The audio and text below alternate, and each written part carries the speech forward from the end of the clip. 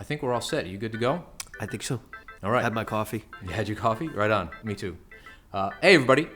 Welcome back. So I've been on a little bit of a hiatus, DirectLine Media, and we're at Behind the Brand, brought to you by DirectLine Media. Anyway, a little bit of a hiatus due to COVID and a bunch of other things, and we are back, and I'm really happy to be back because we're starting off with a really very cool guest, which I will introduce in a minute. But for right now, you know we are brought to you by DirectLine Media and their famous 60-second video. That's a one-price flat-rate video package, marketing video made simple. It's a really great program if you want to up your video content library, things like that. We come in, we shoot some video, and we bring it back to the edit room and cut it up, and you have a customized 60-second video you can use on social media, wherever you like. So that's and the other person we're brought to you by is actually our guest here today, DASWANI Clothiers at 959 Farmington Avenue in West Hartford, Connecticut, of course, and it's DASWANIclothiers.com. Check them out. They've been in the business since 1977, creating amazing clothing for men. I believe they started with men and women, but now they pretty much just focus on men, and it's a really great shop to check it out. So 959 Farmington Avenue. In West Hartford, 43 years in business, 1977, started in Hartford, but now they are right in the center of West Hartford doing a killer job, so check them out for the holidays. I know you're going to find something you like over there. Which brings me to our very special guest, Manoj Jaswani. Thank you very much for coming and being sort of the kickoff to, I don't know if I'm going to call it season 2 or just continue with whatever episode this one happens to be. I'm delighted to be here. So it's very cool. Pleasure to have you. I know last time we talked, I was out that way producing a video for you guys to promote your We Care card, which does really well every year. So it was good to see you there, and now you're here. Yeah. So it's very cool. That event, I'm a big fan of year after year. It just tends to get better. There's more people that get involved with it, and it just tends to be more of a community outreach kind of thing. Like, it's great. We have more participants with it, not only the restaurants, but more merchants and other retailers, people that just want to be a bigger part of a community, and all goes towards a good cause. It's a win-win overall. That's awesome. Now, how many stores participate in that? It's quite a few. I think this year, just in light of the pandemic, we were probably somewhere between about 20 to 25 participating merchants, if I'm not mistaken. That's pretty good. How many retail shops are in the center, if you had to guess? If I were to guess, including Blueback Square, I would say 50 to 60. Okay, so you're about half then. I mean, that's pretty good. Yeah, and all that money goes to food share. Proceeds of it go towards food share, which was just the right place to put it this year. Yeah, no, absolutely, especially with everything happening. A lot of people looking for some food because they don't have any money coming in. Yeah, which is no good. So tell me a little bit about DASWANI. Let's back up. Started by your father back in, 1977 in Hartford. And I think I was correct when they did both men's and women's, right? You folks did both men's and women's. Yeah. Correct. Our history's kind of cloudy because we never really marketed it or told our story.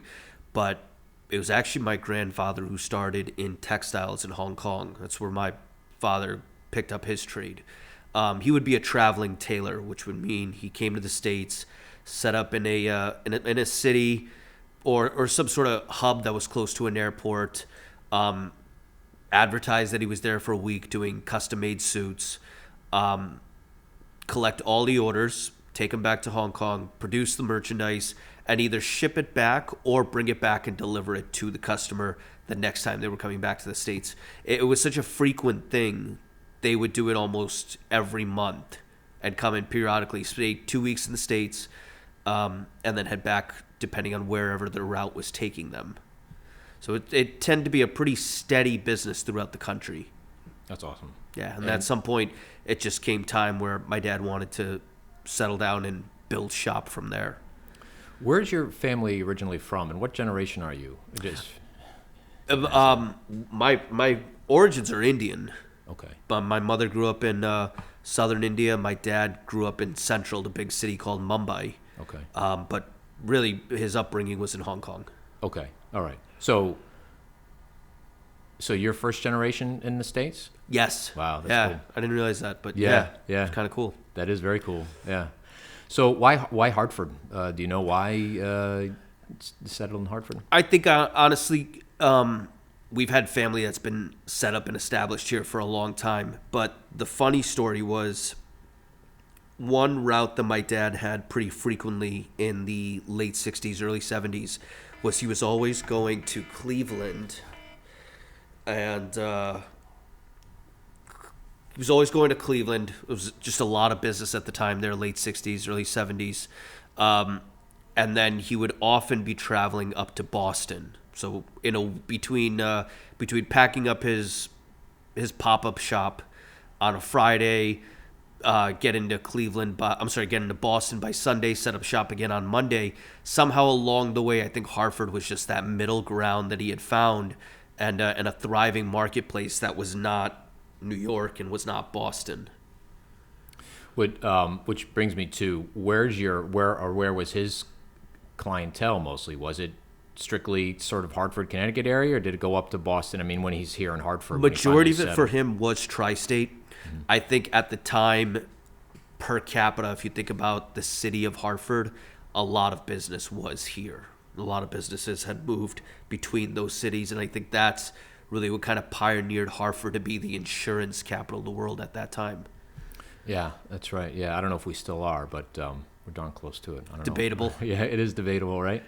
Yeah, so I can see the need for... In spirit, we are. In spirit, we are, yeah. Yeah, we still call it the insurance capital. And what was the transition like from going from well, let's start. When the shop opened, really, what was sort of the main articles in there? It was still... you always had custom tailoring. Yeah. In fact, for a good part of it... we never had any ready-to-wear clothing. Ready-to-wear was still a fairly new trade. I think why in the history of menswear, ready-to-wear clothing only really came alive after World War II for the most part. So by the 70s and the 80s, that's when you're really getting a lot of people getting fawned by designer apparel, because it's just now starting to become a big thing. Labels, quality of make, made in Italy was something that doesn't really have as much value in the statement anymore. We're starting to see that come back again as people are starting to like different quality elements of clothing. But regardless, ready-to-wear was still a pretty rejuvenating business at the time. And at the same time, big stores like Barney's, Neiman Marcus, those were the only few that had credit set up at that time to be ordering $50,000, $100,000, $200,000 worth of goods. Small mom and pop shops like that couldn't carry that kind of overhead. Yeah, it's funny. So, you go to, well, I don't, some people do. I do. I try not to anymore. I go to Marshall's, right? Because I need a shirt, and like that looks nice, and you buy the shirt and then you wash it, and game's over, right? So beauty's an eye of the beholder. So it's nice. I mean, there is, you spend a little bit more money on a little bit better made, maybe custom made shirt, but you're going to have that shirt for, decades, really, if you take care of it. The best part about it is if you're not wearing it all the time, if you're saving it for your better occasions, it's going to return its value for you. Yeah. As long as you're keeping it washed, cleaned, pressed, and kept on a hanger properly, I think every time you go back to get that article of clothing, it's going to treat you with ways you're going to feel like you enjoy wearing it. How do you keep a shirt on a hanger properly? That's something, I got shirts, half of them are hanging off the hanger sometimes, like, I got to button that top, button there to keep them on the hanger. It's interesting because we don't think about a lot of those day-to-day maintenance things as a critical figure. But on like a better starched dress shirt, something of a finer cotton, if you think about it, if a shirt's hanging in your closet for a month, you're going to find that the hanger makes a crease where you may not want it to. And then when you take out that shirt from your closet, when the day you want to go wear it, chances are that crease is not going to come out unless you iron it. So properly aligning hangers along the shoulder, closing that collar button, just makes it easier for the day that you're putting it back on. What's your feeling about wire hangers? I use them quite a bit. I don't have anything against them, especially for shirts. On a suit, that's a whole different story. Right. Yeah, that's funny. So, DASWANI Clothier seems like a real, just, was there any other names considered? I mean, DASWANI is a very recognizable name. It's just some people have names that, like, when I was starting this business, like, I'm not going to call it Shimoleski Productions. That's not happening. But DASWANI works. So, was there any discussion about changing it, or that just always seemed to fit? It started off, the name was never involved in the business. It started off as Hong Kong Custom Clothiers, or Hong Kong Custom Tailors specifically, because there was no ready to wear. It was only custom made clothing. There was no fabric available. Everything was made to order. And then from there, I think into the 80s, once my dad had a brick and mortar set up, from there it started to go into DASWANI Clothiers. After that, there was a time where my grandfather migrated from Hong Kong over to the States. My dad's brother got involved in the company. Then we started calling it DASWANI and Sons. Then shifting it to something a little more simpler, it was just DASWANI. Yeah. It's funny, I have different labels of marketing material ever since 1977, 85 that I've kept and preserved from different garments showing the making and the history of that timeline. Do you have clients that date back to the time of Hong Kong Custom? Absolutely. Every once in a while they resurface, calling up asking for like a reorder of shirts, and I've got to go through the archives of files, like not even in a computer database anymore. I literally have to go through paper records, clean off the cobwebs, and I find a record there from like 1982, 83. The guy's got shirts as old as me that have lasted 30 years. That's what we just had that discussion, right? Yeah. So he's taking care of them. That's crazy. So that guy calls up and he asks for another batch of shirts, whatever that is. Is that something that maybe that company's not around anymore and you have to source new shirts? Is that something you can make for him custom? How does that all work? No. If everything is still consistent, if their measurements have not changed, God bless them. But two, we'll just pull out the same fabrics that we've been using for them and replace the order. If, let's say, a certain mill or a range of fabrics are not available, we'll find something that's comparatively similar, or find a way to upgrade them in a way where they'll still be pleased, find the same performance, and maybe a little bit more uniqueness out of it. So these are all cut. So they're This calling is up raw cloth. Raw cloth. Yeah. So you go back, you call up that mill or whatever you do, you order the material and whatever types of colors or Correct. textures. And we'll submit all those measurements all over again. Ask if there's any change to styles. Do you still want a pocket on your shirt? Some of them just continue just to wear them the way that they've known how, and they don't like change. Yeah. Well, it's easy, right? You know exactly what you're getting in the 100%. morning. Yeah, I totally get that. Where do you put where would those shirts go? Is that made in house? No. So very little gets made in-house anymore because we're in a smaller production. We use a shop that's out, and a shop out in Asia. We use a shop that's in Turkey to make shirts. Another one that's in Florida, Canada, and then also down in Tennessee. We outsource a lot of this work, quite frankly, because they have more materials to choose from. They have better ingredients, fusibles, better buttons, things that they can keep on hand that we're not able to stock. Yeah. But the turnaround is great. The presentation is nice. And they account for things like shrinkage, allowance for wearing. Allowance means washing. Mm-hmm. For the most part, they're not going to die. Otherwise, sometimes you find that when you stick with a lot of local makers and small shops, they don't have as much of the technology behind them to produce things that will hold up well for customers 5-10 years down the line. So how do you decide where this batch of shirts is going to go, whether it be Hong Kong, Florida?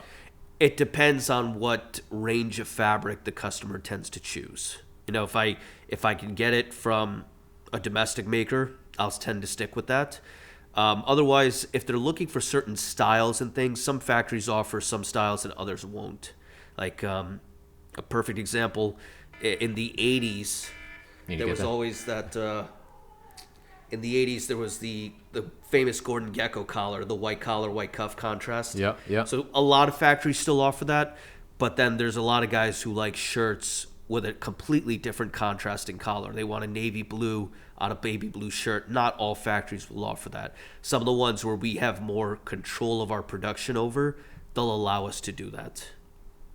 So factories, that's something they just don't do out of principle, or something they're just not equipped to do? Or? Sometimes it's just the logistics. They don't want to buy X amount of yards of navy blue and save it for a collar and a cuff. It's supposed to be for shirts. Yeah. So I understand it when it can be cost effective. That's just the logistics.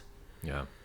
So, we talked about this, switching a little bit to jackets now, and I had this conversation with my wife yesterday about the difference between a sport coat and a blazer, and we had this conversation. Oh, that's trivial. Yeah, and I was like, it's something to do with the threads, something I think. But my wife, she says, well, sport coat is something you can wear on a plane, or I think she says something like that. I forget what it was, maybe. But what is that? What is the difference? Because that's funny. There's so many voices giving you a different opinion on this.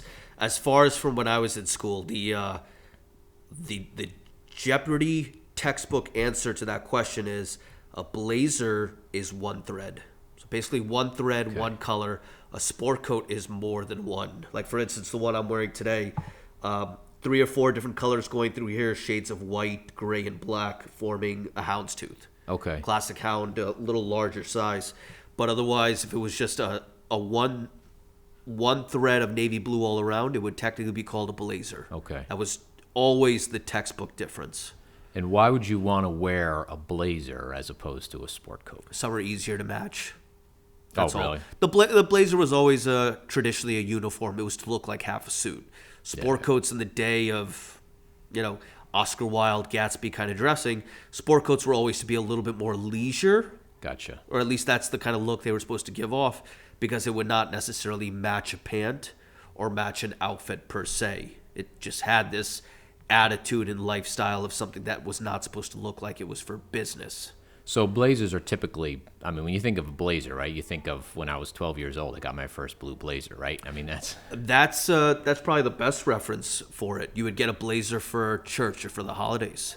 Yeah, it just always what was easiest to match, and it made sense. Yeah, always went with the khakis, which I hate to wear. Yep. I can't, I don't like them. Just they don't fit. Is it? So that actually brings me to an interesting question. So khakis, not only I don't like them, they never seem to fit right. Are like your standard like tan khakis, are they made different than other sort of like dress type pants? There was a time, so khakis were technically built off of military outfits. The measurements and the specs all came from dry goods that were purchased for folks that were going to continuously keep wearing it like a uniform. After a while, the khaki or the pant industry kind of collides with jean, collides with golf apparel, athletic apparel, and it kind of meshes all to become one universal pant. But to answer your question, there's khakis and then there are khakis. They all tend to vary based on different fabrics. I've seen khaki materials that are pennies to the dollar. I've seen khakis materials that are as expensive as suits. Okay. So it just tends to be what someone's preference is. Yeah. And there's so much of a different variety of a uniform khaki today. Not everybody needs them, like especially currently right now. I think a lot of us are just wearing jeans or sweatpants. Yeah. There was a time where that stuff didn't exist. If you recall, America's own Levi 501 was always America's industrial blue-collar pant. Yeah. Khaki was necessarily either a businessman's either 9-to-5 Friday pant or perhaps even their golf pant. So there's been some crossover with these kind of things, especially as jeans have become more fashion, more modern, and khakis have also segued over that way to performance, athletic, wash and wear. Everything stretches now. It's a big deal. Yeah, it's a big deal. I have a couple pair of jeans. I didn't know they were stretched. Yeah, they were Levi's, and I get them, and I'm like, oh, they stretch. That's weird. Just a little bit, and I tend not to really like them. So next time I bought that style, I bought it without the stretch. I don't know why. They don't wear like jeans. I just want jeans to wear like jeans. Beauty's an eye of the beholder. Yeah. I agree to that statement, but there's also a different market that wants a jean to fit and hug a lot more like a sweatpant would. Mm-hmm. We all want comfort depending on what that definition means to us. If that means that you want a crease down the front, and cuffs at the bottom. To each is their own. So that you wouldn't put a crease down the front and cuffs at the bottom? I've done it for people, but not It doesn't for myself. that doesn't sound like it would match too well. But Like I said, I'm a servant to the trade. That's awesome. Yeah, I'm not now. I go home now, and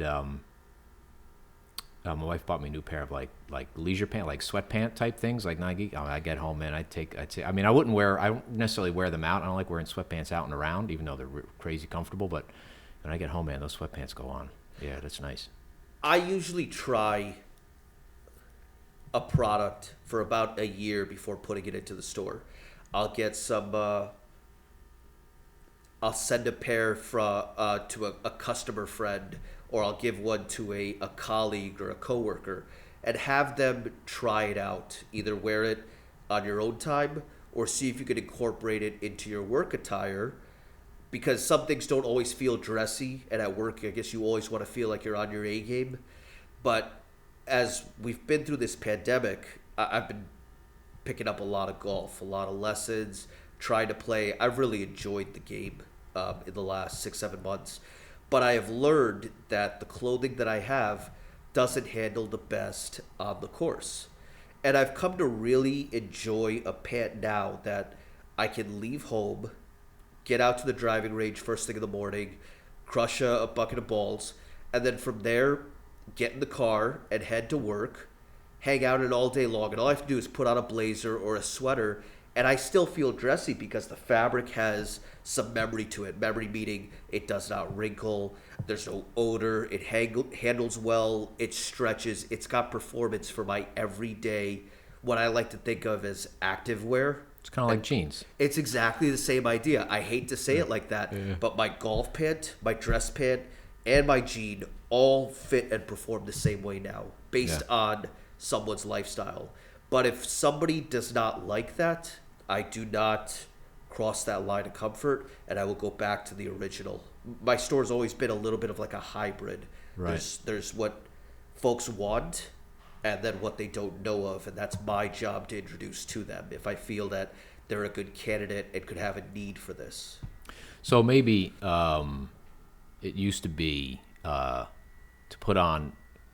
I don't know if that makes sense. At least for me, when I was growing up, when I had to get dressed up for church or whatever it was, function, the clothes were always so uncomfortable. I mean, just the pants were uncomfortable, the shirt was uncomfortable, the jacket. But now, maybe I'm just buying better clothing. I'm like, oh, this is pretty good. I could wear this all day. I don't know if that's just my style has changed or the clothing technology has changed. Probably a little bit of both. It's what I've seen come into the market today sells faster to a younger audience than my own clientele. And that's, I guess, just them getting more, slammed with advertising, media attention, or more importantly, kids having the capability of purchasing goods online quicker than their parents know how to. And just the overall mechanics of how to fasten a pant, most of them are all snap now. People don't want to mess around with a button. Have you seen today that there are shoes that tie themselves? We've gotten to be such a society where we don't want to tie our own laces. Started with Velcro, in the late 80s or something? Exactly. You just see how this industry has matriculated to things that are easier to wear, and you're just pulling off the look because of the maintenance or the time that goes into it. Yeah. Well, that's why I've relegated my work day to jeans and a t-shirt. It works. It just works. And again, it's your business attire, and people seem to relate to that lifestyle, that attitude of yours. Yeah. It works. I started trying to wear the khakis and the polo shirt, and I said, this is not, I can't even think when I'm wearing that stuff. It just doesn't work. So I was like, I'm going to wear the jeans and the... I actually like that you had that flannel layer earlier on today. Yeah. It's nice. Again, it says that you're a guy who's prepared when you leave home. It's probably a little chilly in the morning, right? Yeah. So you don't want to necessarily wear a coat because coming into the building you'd be too hot. The flannel you can put on and off. It feels dressy because it's colorful. It goes with the jeans. I seem to find that when people get ready in the morning, they're looking for something that's cohesive with their attire. And a flannel shirt today can really do it. Think about it. Flannel and denim go hand in hand. You're almost completing a suit for yourself. Yeah. Whether it's a guy wearing a dress pant and a sport coat or a blazer, he's completing himself. So I think in some form or another, psychologically, we like to have a full outfit, whatever that's going to be. You know, how many times have you seen a kid in town or West Hartford Center wear sweatpants and not a hoodie? I think it's rare to find that. You're right. You know, Yeah. or they have kind of a long sleeve T-shirt, but somehow or another they're complete with top to bottom, aesthetically and proportionally correct. Yeah. And by the way, any contractor is going to work with me, no sweatpants on the job. Sorry, guys. Don't do sweatpants. Yeah, no, I've been wearing flannels for a long time, and flannels are always considered. Sometimes back when I was in school, I was getting grief for always wearing my flannel shirt, but I've been wearing them for, oh my God, ever. But now they're becoming a little bit more. Maybe not now, but over the however long, you know better than me, they are. I mean, you even sell flannels, 100%, which I wouldn't think. Because I asked you, and now he doesn't sell flannels. Why would DASWANI, like a store like this, making custom suits, right, sell flannels? But you do. Yeah. We've had to pivot quite a bit in the last few years, as a lot of our customers have been working from home or they're traveling. There's a lot of customers I get that, expression, work in the dirt but play in the clouds.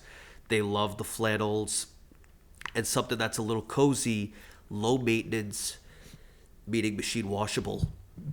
And I've always found that there's a lot of product out there that doesn't come to the central Connecticut area, quite frankly, because there's not a great deal of stores and places to offer these as a medium. You know, when we go to trade shows, I see flannel suits all day long that are unconstructed in fabrics like flannel, plaids, all sorts of designer-looking textiles. But you really got to know your audience and your clientele to kind of mold that sort of fashion in this marketplace.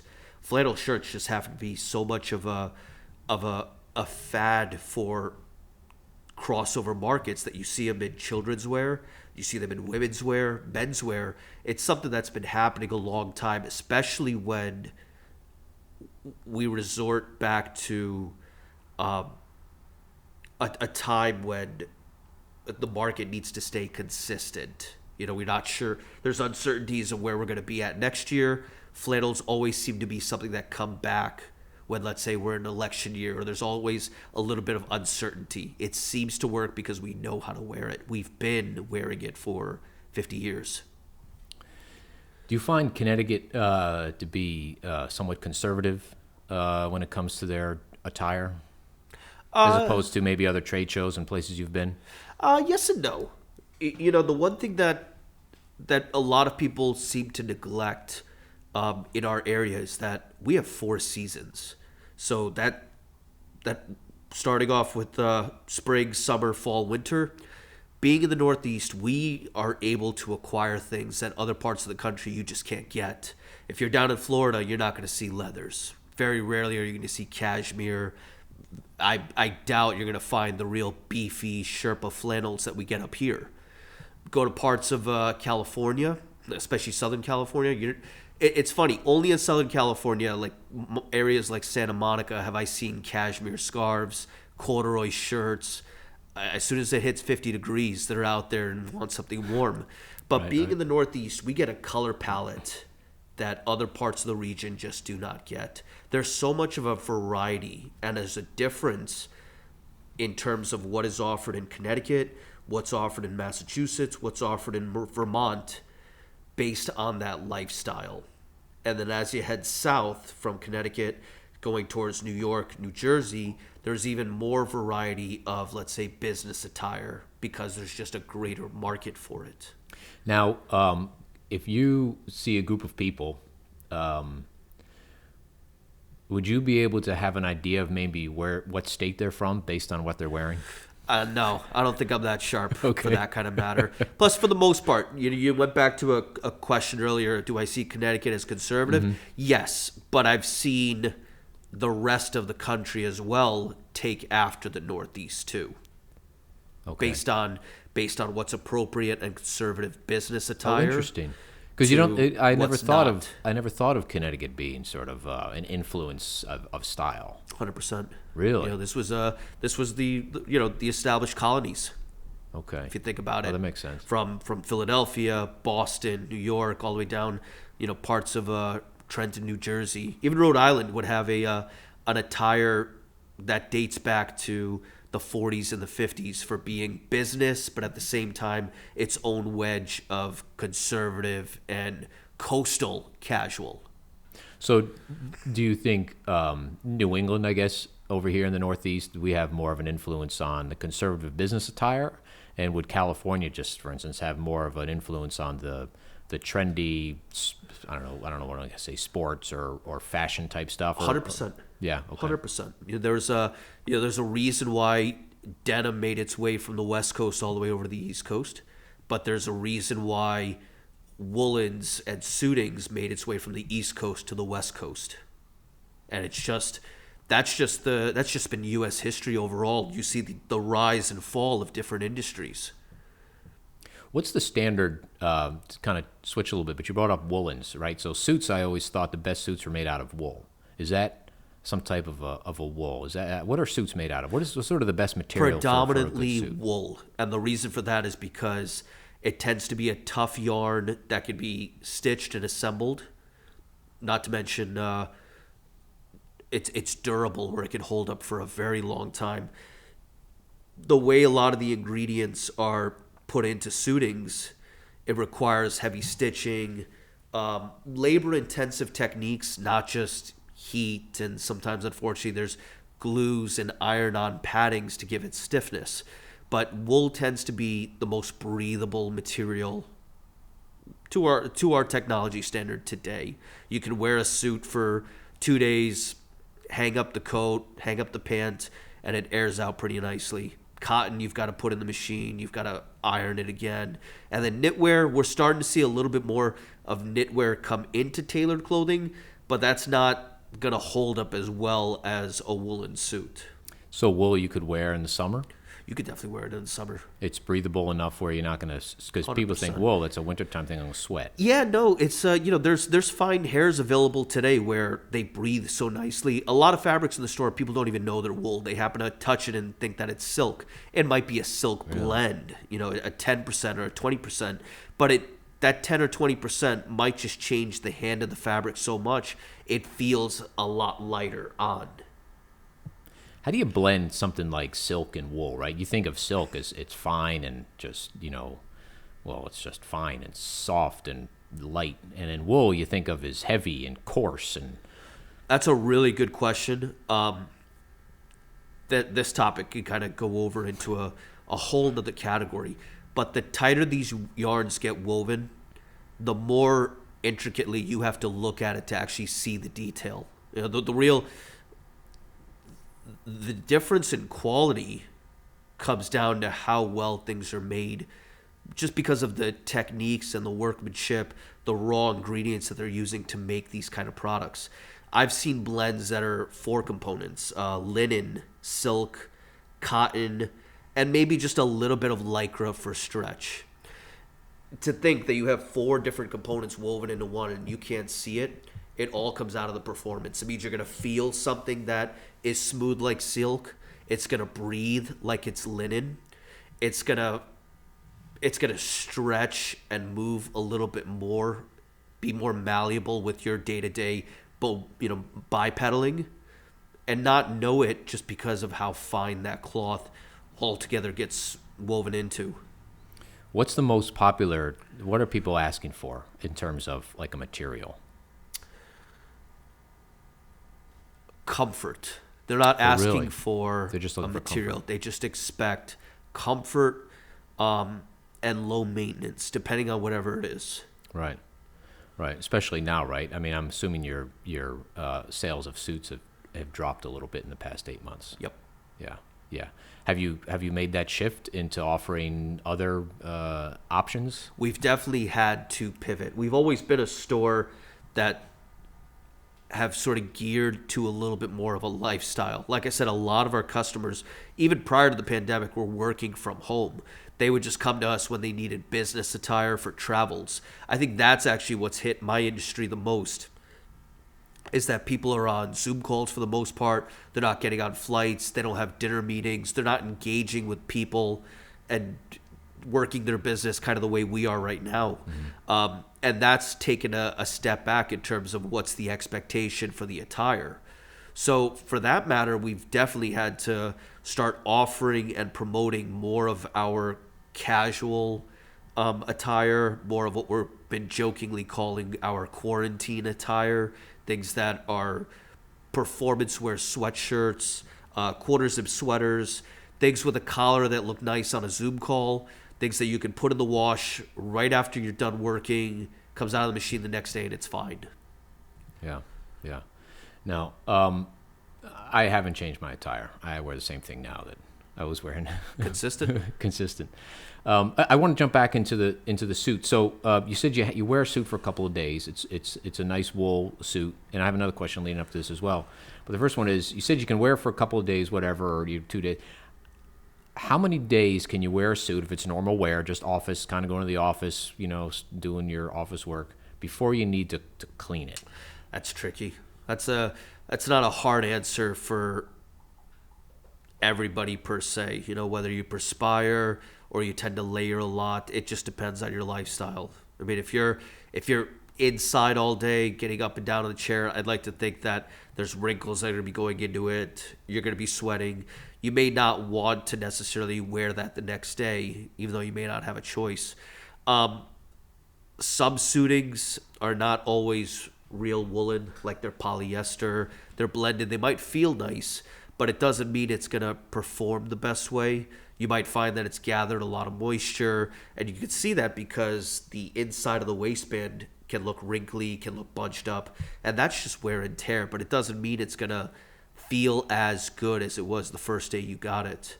I would still recommend maybe dry cleaning a suit after every 2 wearings, 2, maybe 3 wearings.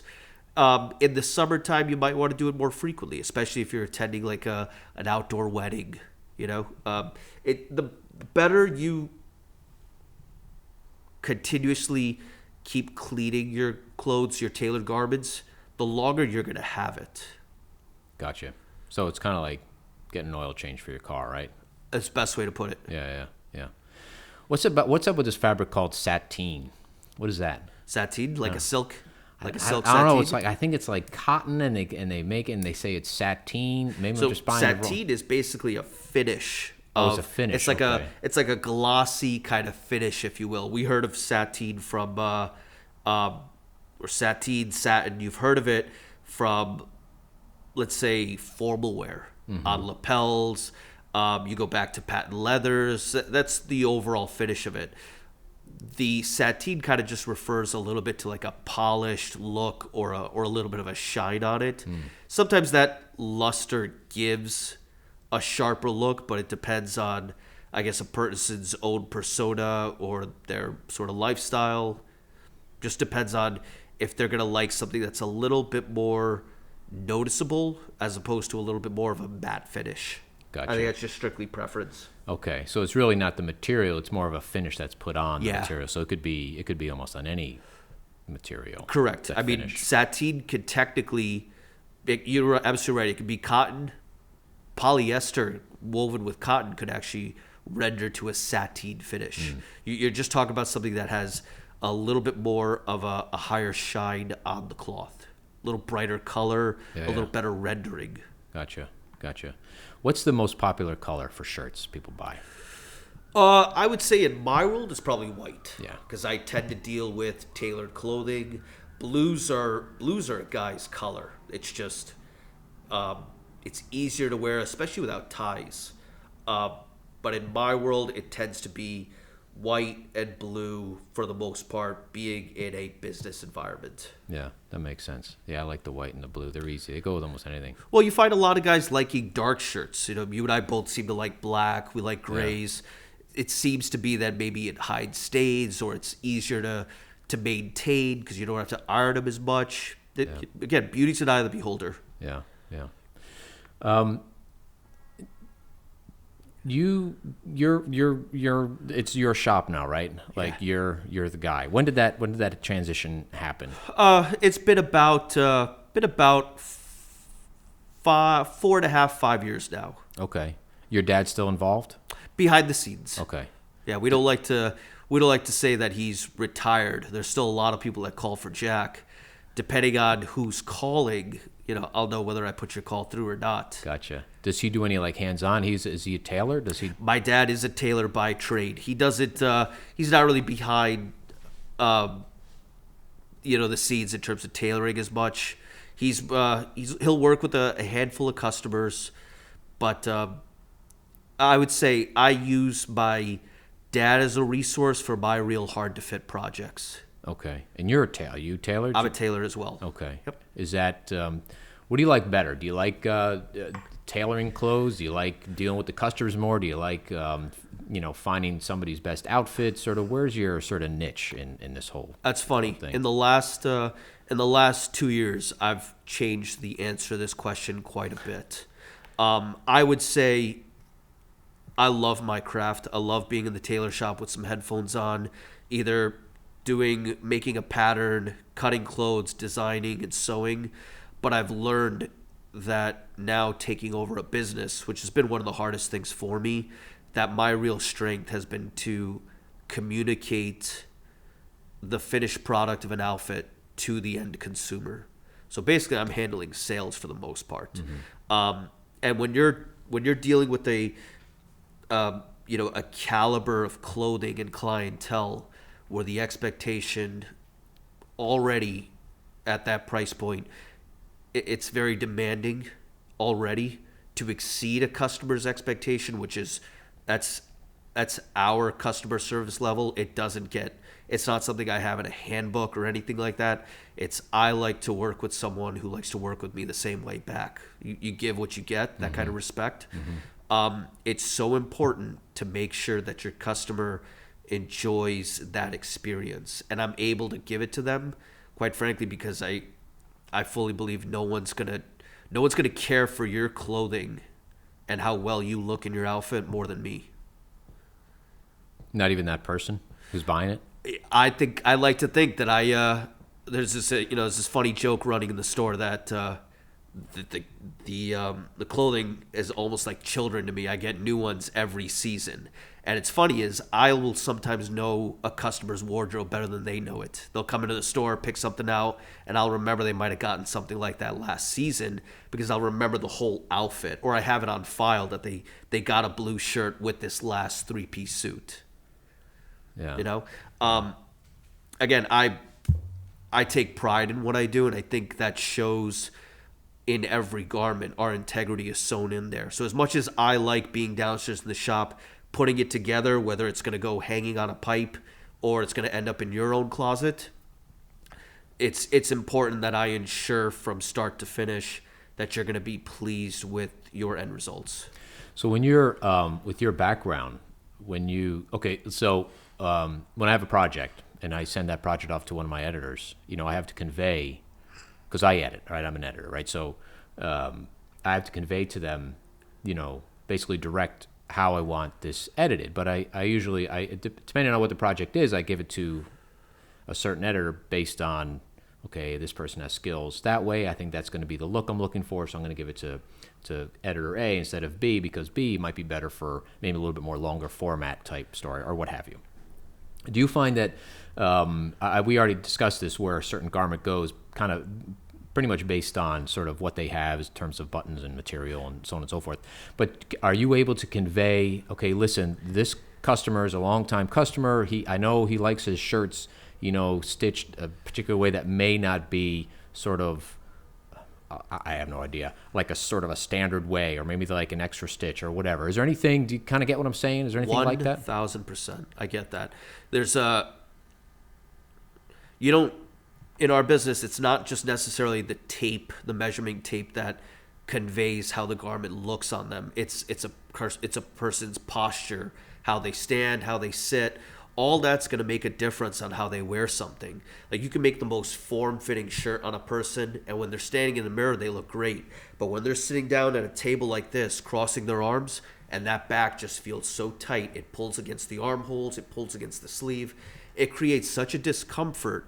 And if a guy feels that, it changes the game entirely. You're bound to hear a complaint about it at some point, because the customer didn't realize that it's more so about how you're wearing it throughout the day. Instead of just standing and looking in a mirror. You're making this for a guy to be able to do whatever he does all day long. Are those some of your questions when somebody comes in for a shirt or anything? Is it, I need a shirt, I need a suit? What do you do? Why? What are you going to wear it for? How often are you going to wear it? Yes and no. I like to know, what are they using it for? But I try not to get too much into the details. It's just clothing at the end of the day. Sure. That's what I got to be practical about. Sure.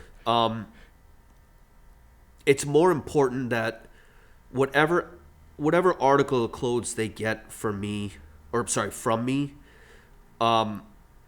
only magnify what they're capable of doing with it. I just look at the clothes as more or less like tools to help them get by, either with making a nice presentation, feeling good about it, or whether they're standing up at a podium for their wedding day, or let's say one of their best friends' wedding day. But the idea is you're feeling better. The whole idea of you look, fit, and feel your best because of that compromise and that work we put together into making the right outfit. So going back to the fellow who's looks good, but then he sits down at the table and now he's feeling that tightness. Can he call you up and say, "Hey, listen, I'm sitting at this conference table. Can I bring my? Can you fix that? Is that possible? I mean, it depends on how much material, but that's something you can fix." Absolutely, and that's probably one of the biggest competitive advantages that we have over other stores, is that we're very hands-on with what's under the hood. Under the hood meaning what we already have inside of the garment, what we've not necessarily hid, but what we've stored in order to make it more comfortable for a guy later. Tailored clothing is very rigid. The reason it's tailored is that it's meant to be measured to you. That doesn't mean 5 years, 6 years down the line, we're going to still be fitting the same way, or we're still going to be the same weight, the same body frame. Having that inlay of extra material inside the pant to let out just allowed you to freely gain 10 pounds and still enjoy the same pants that you bought, whether it was a year, 2, 3 years later. Yeah, so you answered my next question. Was any kind of shirt, at least that you make, or maybe any reputable tailor makes, there's going to be a certain amount of material in that shirt tucked away, however you guys do it, that they can come back to a couple years later and say, "Listen, man, I put on a few pounds. Can we take this shirt out?" Sometimes in shirtings, there's a lot less material because shirts are actually to skin. In trousers and pants, there's more material. You can in the waistband, you can put about 2 inches of extra material to let out. In shirts, it's a little different story, especially when it comes to like the collar area. You don't want to build somebody an oversized shirt, especially in the collar. They don't shrink 2 inches. You might find a collar to shrink at the most 1 inch, especially if you're putting starch on it every time you wear it. But there are ways of crafting a product that have more insurance and more structure behind it so that you could prepare for the worst. Interesting. And then I'm guessing like suits and jackets and things, they probably have a little bit extra room. Correct. That's the whole purpose of why there's a lining there. Oh, interesting. Okay. All right. Are there jackets with no linings? Yep. Yeah, okay. Those are they kind of term them today as deconstructed or unconstructed. The whole idea of the lining was to hide, or necessarily not hide, but cover the work of what was being done. Aside from any suit, the exterior is always going to look good, but you have to make the back of it or the inside of the garment presentable too. For if there's a time somebody takes it off, you don't want the fabric to fray. That's why they would put this lining to kind of cover that. Nowadays, you're finding unconstructed to be more of the trend in construction, because the way they're able to finish the inside is a lot cleaner. It's a lot more modern, minimalistic, and they don't need to necessarily cover that. More than likely, they want to show that work because of how well it's presented. Oh, that's interesting. Yeah. Do people request a liner? Like, I want a red liner or a pink liner or purple. That's Sure. something you can request? Having options and that capability, that's what custom clothing is all about. Yeah. You getting it your way. Yeah. Do you have, going back to flannel shirts, can those be tailored? Yeah. Yeah. Do people ask for that? Sure. In fact, if somebody buys it from us, and let's say it has a little bit more material around the sides than what they normally need or what they expect in a shirt, we'll just tailor it to them. Yeah. Yeah. Do you tailor just your own stuff, or if somebody buys something? No, we else? do all outside tailoring as well. That has its own limitations. We have to see the garment on you. I can't necessarily make a brand new product. I'm sorry, I can't necessarily make a garment that's been hanging in your closet for decades fit like a brand new piece, but certainly whatever we do to adjust it will make it feel newer and better than what it was before. So if somebody were to buy a jacket off the rack in Macy's, they could bring it to you and have it tailored a little bit? Yeah, we're tailors before anything else. Tails before anything else. Okay. And is that stuff done in-house? Yes. Do you have a team? Yep. I'm guessing you do, right? Yeah. We've got a foreman, a master tailor, and then all of us there are certified tailors. What does it take to be a master tailor? Like what? How many? I mean, obviously you got to go to school. Run that down for me. Where somebody listening to this, like, you know what? That's really cool. I want to investigate that. Kind of bring us through the process. What does it take to get to the level of a tailor like you, or a master? I don't know if you're a master tailor. You are. Okay. The overall expectation is about 10 years of working in the trade with tailors. Now, there's very few sewing clinics and schools around the country anymore. In fact, I think of only one, maybe two in the state of Connecticut. I think there's a program that's still down in Norwalk that I've been following a little bit. But they'll teach you basic sewing, which you need to know. But the actual work of tailoring, assembling a garment, you're only going to work by either attending a tailoring academy or working with a tailor on the job for so many years. That hand sewing, it's a lost art. Yeah. So you'd go to sewing school. Would that be its own school? Would it be like in a tech school? Like, it's more or less a textile kind of school or an arts program. America teaches a lot of design. America has always promoted design, critical thinking, creatives is something that our country has always been passionate about pioneering. Let's think about this. Tailoring is not an American craft. That's an immigrant's trade, and it always has been. From British Parliament to Indian tailoring to bespoke clothing, which basically the Chinese have formulated. All that's basically been imperialism at its most. But tailoring itself in America, it hasn't even been around not even 100 years. So with that said, you're going to kind of think of taking a designer and then working with a tailor to produce a clothing line. Finding someone that designs and tailors all their own stuff, start to finish, that's the rarest form of master tailoring. and is that something you can do? I do that, yeah. But I've gone through the hurdles of learning that one by one by one by one. I never got into this to design clothing. I kind of just learned different elements, and then sort of found a way to put all of the things that I learned into one melting pot. So these, I can't think of one, designers. I don't know, is Hugo Boss, is that a person, or is that just a brand name? No, Hugo Boss was a brand, was a designer that was founded actually right around World War I, World War II. Okay, it goes back that far. Yeah.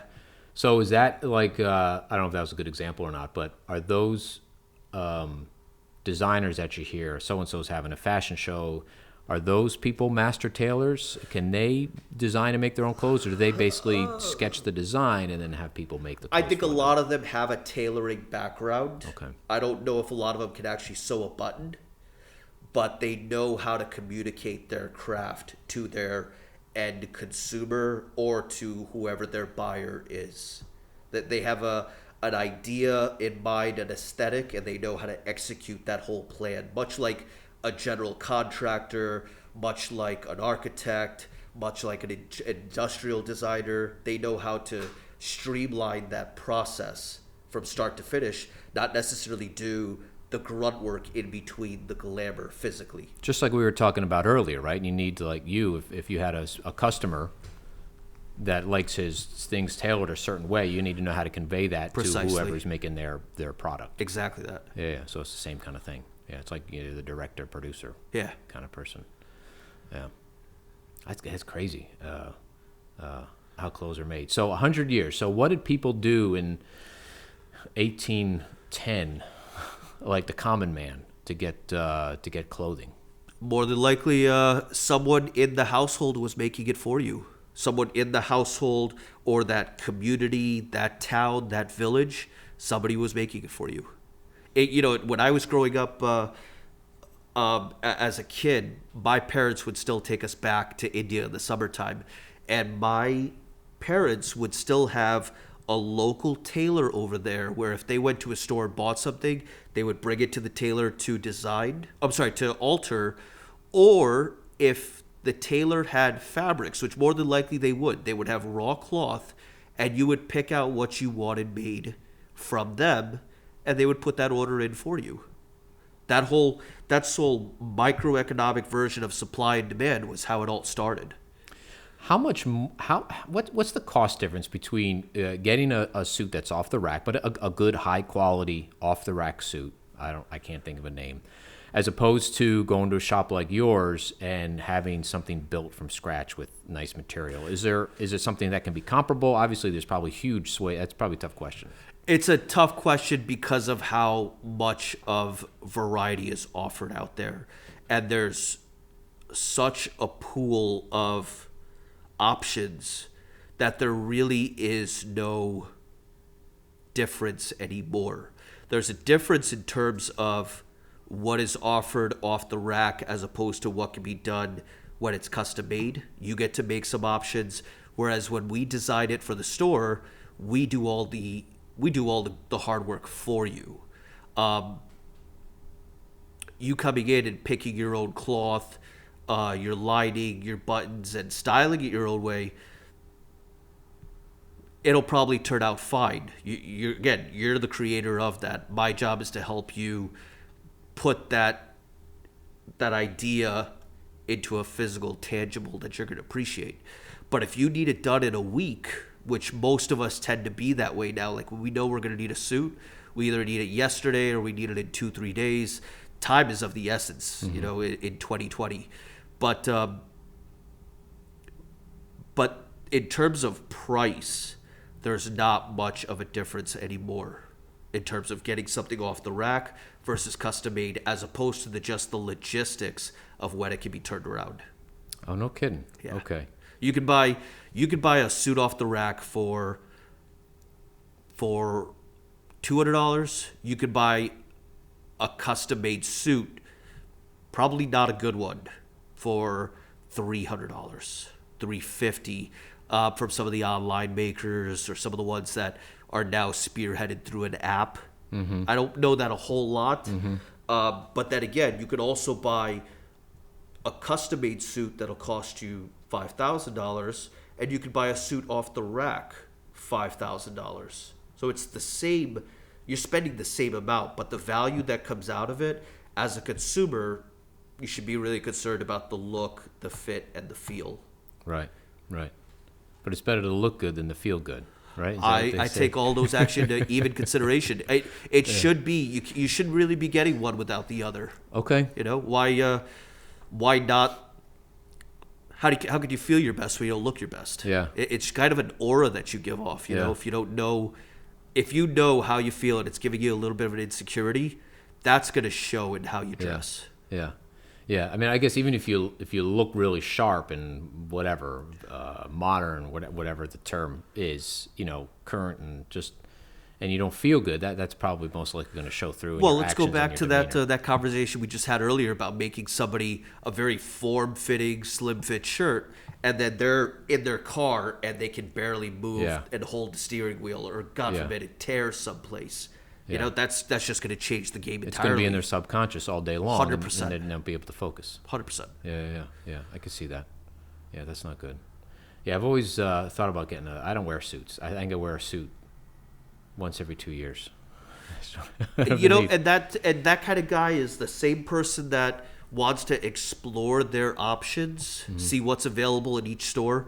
I always tell people that we should be your last your last option if you've gone to most stores, because chances are it's gonna be more expensive than other stores, but you're gonna not only see the value in the product, you're gonna feel a difference.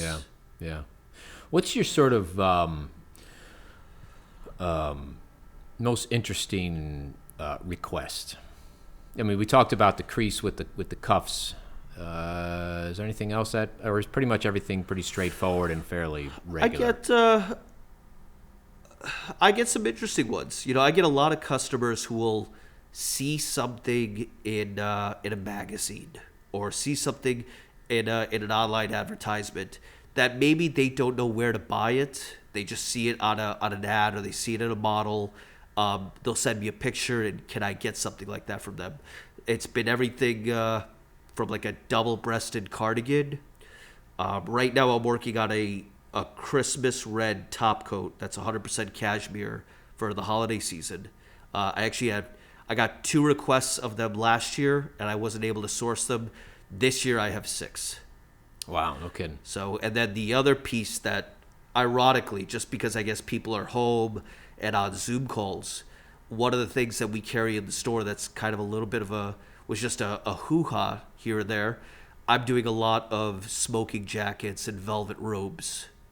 Okay. For a guy that wants to own one and be at home in comfort. And that seems to be a lot of people today. That's a lot of people nowadays, right? They're staying at home. Yeah, so it's a big holiday item for me. Yeah. It's funny where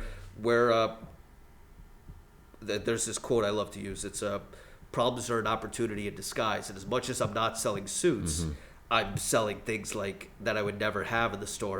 A full length red cashmere top coat, and then martini robes. That's all. What's a martini robe? Martini robes it's the same thing as a smoking jacket. Okay. It's more than likely made of silk as opposed to velvet. Now, why smoking jacket? And explain what a smoking jacket looks like in terms of style and whatever. And then how did that come to be? Do you remember Hugh Hefner? Oh yeah. That velvet robe. Yeah. That was the smoking jacket. Oh, The okay. connotation of it was that velvet would cover your skin, your body, basically, from the scent of cigars and the tobacco. No kidding. That was the idea, is that the velvet could air out that scent over you. Does it work? I haven't tried it, to be honest. I'm not much of a cigar smoker. I should one day, but I'm too scared of being clumsy and burning a hole in it. Right. So I thought it was just obviously it's a comfort thing too, but I didn't realize that was an actual thing for that. Yeah. To cover, Yeah, if you hide think that about it, smoke. velvet is a double-sided fabric that's bonded together, because you have velvet on the inside, you have velvet on the outside. And it would just trap all your body warmth, but 2, would prevent you from catching the scent of that cigar onto your clothes, onto your skin. So then you finish your cigar and you hang your smoking jacket up and you go about your day. Then you go back to work or back to your day. That's interesting, huh? So it's not like I always thought it as like you're home from work and you go into your smoking lounge, whatever it is, and you put your smoking jacket on. But Once again, it's a lifestyle commodity. interesting. Yeah, that's cool stuff. What else is happening? What are I want to say, what are your plans for the future as far as Daswani Clothiers is concerned, and have your ideas changed or plans changed now as opposed to what your plans were in February of this year? I think they've pivoted a little bit. About 3-4 years ago, when we started to see a lot of our customers taking jobs outside of Connecticut, into New York and Boston, I wanted to have a presence there so that I could still continue to work with them. We started to see a shift in good customers not being able to come back and work with us and wanting a little bit more convenience to their lifestyle. And I'm very fond of New York City. I'm still there every other weekend, for the most part, for business purposes mainly. And I wanted to set up a showroom down there to still continue working with our customers. We've had all their measurements on file. We know what kind of clothes they like. If they're there, we should be there, quite frankly. Because if we're not, somebody else is going to work with them, and that's not good for our business. So we were trying to expand into other regions of the Northeast to not only expand clientele, but more importantly, continuing to work with what we earned. And now after the pandemic, we've shifted a little bit to more of an online presence. But that's a whole other animal on its own because, there's that element of look, fit, and feel you're not getting when there's a fitting in the store. So we still want to be able to communicate with customers online, but find a way to still give them the full experience and that satisfaction that they should get while working with us. And we're exploring our options right now. Okay, interesting. Yeah. So in for instance, New York City, would that be a full-on store like you have here in West Hartford? Possibly a store or more or less a showroom, like where a tailor shop per se. More of a tailor You would shop. walk in and there's fabrics there and you can pick out what you want to have made. We might have some ready to wear in there, like dress shirts and ties, probably some pants, casual and dress, but enough to be able to cater to our clientele, both casual and business attire. So maybe going back to the roots a little bit and being more of a place people can go and get a custom-made tailored suit. Being a haberdash. Yeah. Go full circle. Yeah, that's We're trying to actually incorporate a little bit more of a presence in that in our existing store, while we're going to redo our tailor shop between this year and next year and build a new custom showroom that can kind of show you the process start to finish a little bit better and show you where our tailors are doing the work and how they're doing the work. It's almost like, dining in the kitchen, if you will. You actually get to see the chef preparing your meal. You'll be in the tailor shop building a suit with the tailor. So you'll have a room with all the different materials and whatnot, and Yes. then somewhere in that room is going to be people building other people's suits. Correct. And whatever they're doing. Yeah. That's awesome. That's Yeah, very we've cool. got an art, Yeah, so we'd like I to love think, why hide it? Yeah, well, it is an art, right? I mean, it's an art form. I mean, it's not just something. I mean, maybe back in 1810 when Mom was making your pants, not so much, but now it is. Yeah, that's awesome. That's good stuff. Yeah. Thank you. What else you want to talk about? I'm really excited, man, to have you here. I learned a ton about clothes today. I didn't know. I'm delighted. I mean, I've it's never amazing. done a lot of these kind of things. I've never been. I've never really gotten to meet a lot of the other creatives in our area, quite Yeah. frankly, because I'm always working and, like you, I stick to my craft. But it's really nice to meet with other business owners to learn about everything, our strengths, our weaknesses, where there can be opportunities, that kind of little bit of networking and mingling. It's such a big component today because we overlap clientele, but brainstorming and creative is again what always pioneers us to separate ourselves from the pack. Yeah. I'm very honored, and it's a privilege to be here. Oh man, well, thank you I so think, much. Thank you so much. I think the only thing that I've got on my mind right now is just the amount of work I got to get done, especially with Thanksgiving tomorrow. Yeah. And we're geared up for. And I got you sitting here. Yeah. We're trying to create a tradition. We've been doing it now about 2-3 years. It's obviously Black Friday has become like one of America's biggest shopping holidays. I've never been fond of mobs of people coming into a store, opening things up and then us having to fold it back. I mean, we're a small shop.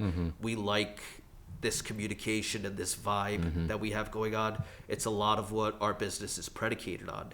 But what's cool about our shop and something I'm very proud of is I almost get to work with the same customers every year between Black Friday and that Small Business Saturday, because it's the same customers coming back into town to see their families and be with them. Yeah. And now I get the next generation. I get customers and their kids who are coming back from school. Like we did their bar mitzvah suit, and then helped them get like their first blazer when they went off to college. Maybe when they graduated high school, we do a nice promotion. We do a dad and grad sale in the summer where dad gets custom made shirts and his son gets to get his first custom made shirt as a graduation gift. And then I get to hear about how he got to wear it, when he got to wear it.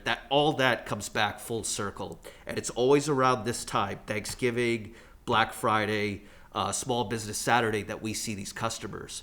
So this tradition that we've come up with is called Black Tie Black Friday, where all of us in the store, we're there in tuxedos.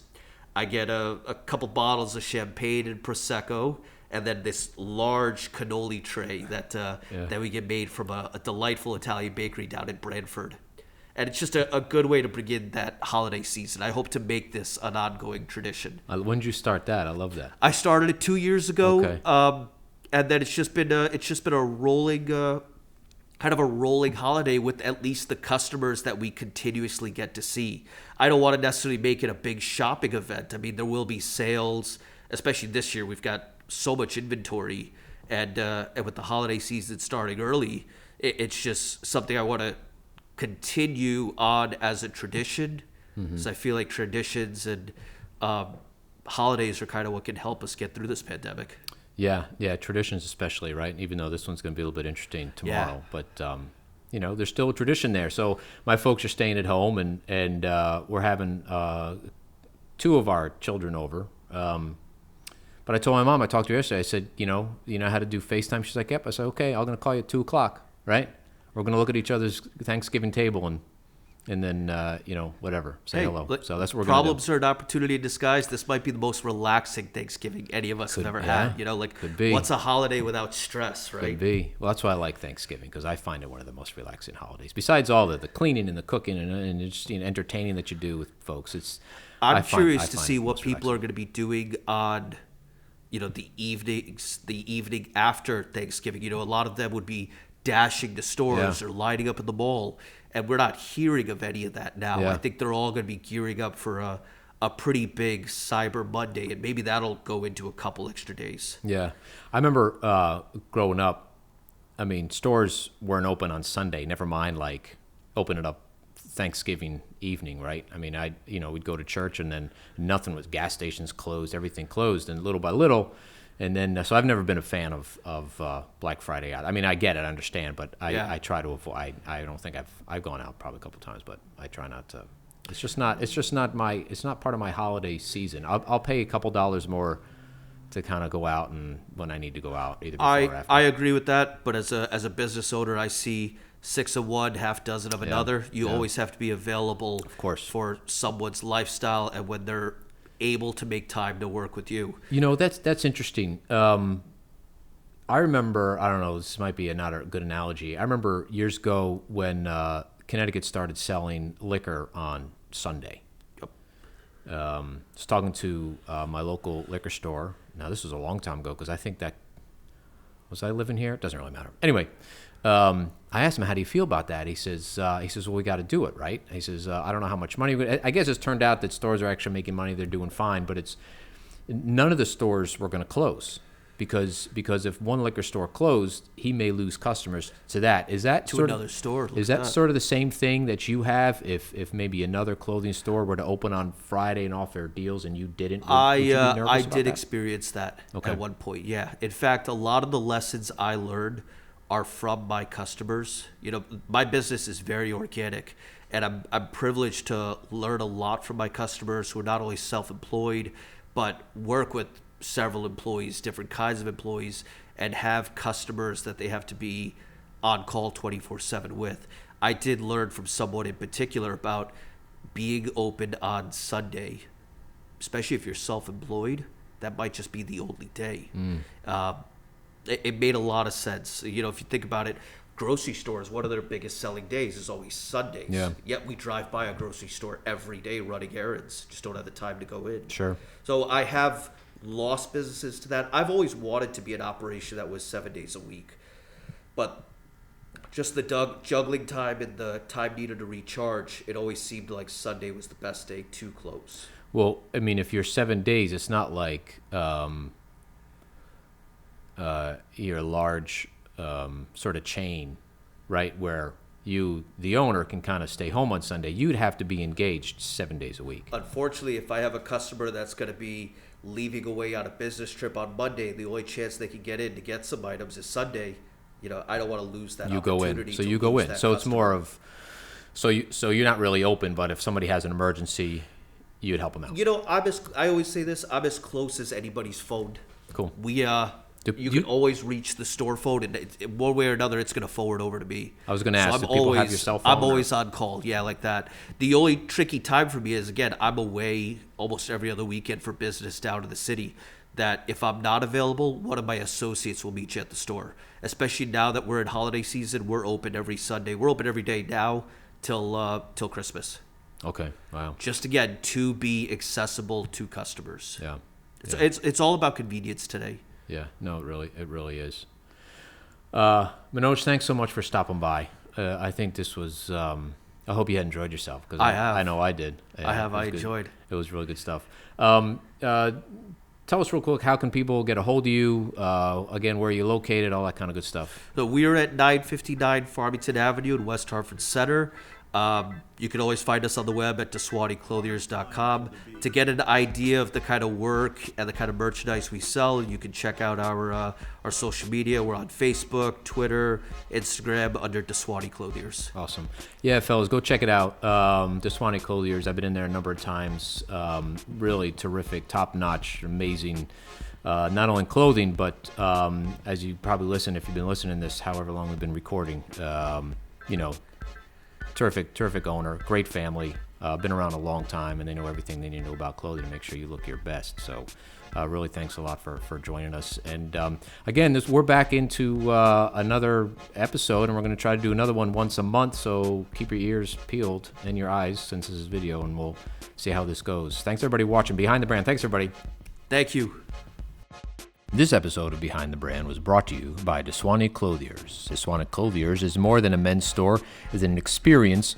From start to finish, their work isn't complete unless their customers look and feel their best. Their philosophy dates back to 1977 when Jack DASWANI pioneered their trademark haberdashery. DASWANI Clothiers, here to create, not compete. Check them out at DASWANIclothiers.com or in person at 959 Farmington Avenue, West Hartford Center. We're also brought to you by the famous 60-second video by DirectLine Media. This is a one-price flat rate video package, marketing video made simple. You own a small, medium, or even large business looking to upgrade your video content library or start a video content library. The famous 60-second video is a great place to start.